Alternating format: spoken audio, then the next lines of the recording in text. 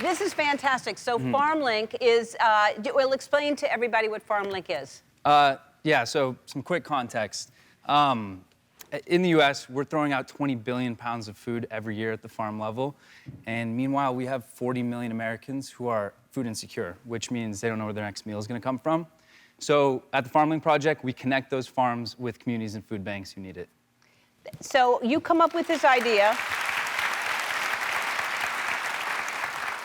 You come up with this idea, pandemic hits and everybody's out of work and everybody's trying to figure out what they're going to do next. How did you realize what you just said you didn't realize before? So how did you realize that, and then how did you start Farmlink? Yeah, well, I was a junior in college at the time, so I got sent back from school. And I was seeing these articles that I think so many of us had seen as well about farmers having to dump out their perishables, their produce, like their dairies and milk and eggs. And at the same time, I talked to a local food bank here in LA that I grew up volunteering at. And they had gone from 300 families a week to 1,300 families a week. So on one end, we had too much food, and the other end, we had people not getting enough. And we just felt like those are two issues that could probably solve one another. Right. Well, you'd think that, but then what did you do? Well, okay, I had no background whatsoever in farming, agriculture, freight. So we literally just started picking up the phone and cold calling these farmers and saying, what's your issue? How can we help? And we called like 300 farms before somebody picked up and didn't think we were scamming them. And he said, hey, I've got 13,000 eggs. You can have them. I just have no way of getting them to you. So I rented a U-Haul, and we drove it on the 405 freeway to this farm outside of LA, to the food bank that needed it, that I grew up volunteering at. And you're driving eggs, which seems a little risky. Yeah, and it was maybe illegal. Like bouncing around the back on the 405 freeway, but it was a proof of concept that, okay, this might actually work. Right. So explain to people why farmers are having to throw food away.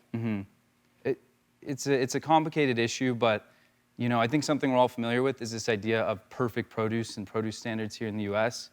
I was at a warehouse like 2 weeks ago that was the size of a stadium that had, you know, full of tomatoes that were being thrown out because they were too red.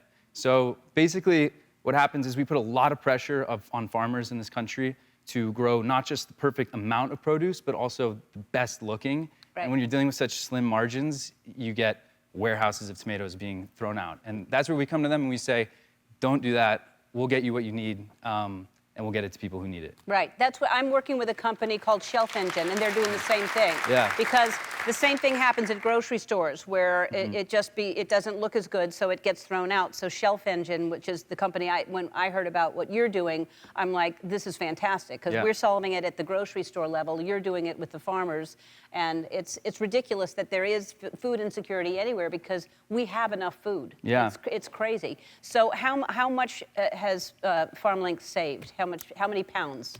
As of yesterday, we've saved 60 million pounds of food, and we've done that.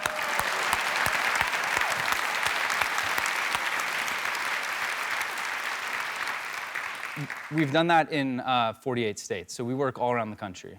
And there's the food that you can get, and then it's kind of like an Uber driver situation where you get someone to drive it to where it can go, but you could do more, right? Yeah, we don't drive the trucks ourselves anymore, thank God. Right. We work with professional drivers, and yeah, we can, you know, have one of our volunteers here in California call a farm and say, hey, can you get this down to, you know, a food bank in Nevada or something? And then we work with pro truck drivers to get it there in a safe and efficient way. And you know, I think the biggest thing that we're facing now, as we went from this like scrappy organization to, you know, something that's helping people across the US, is just pacing ourselves and not, you know, sprinting before we can walk, and making sure that if we really want to have an impact, you know, 10 or 15 or 20 years from now, then we have to have some kind of self-control and make sure that we're fundraising and being smart and not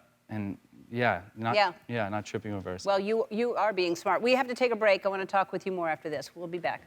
We're back with Aidan Reilly, who's a co-founder of the Farmlink Project. So what is the future of Farmlink right now? Yeah, well, you know, these issues are not unique to the United States. All over the world, of course, we're throwing out food where people need it.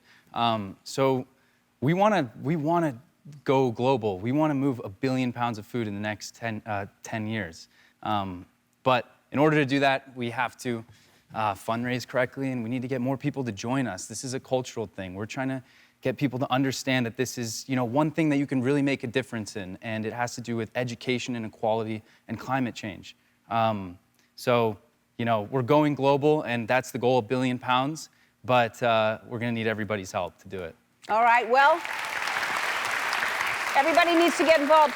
This season, I have been partnering with the company TisBest, and they want to give the Farmlink Project a check for $15,000 to start. And oh my God.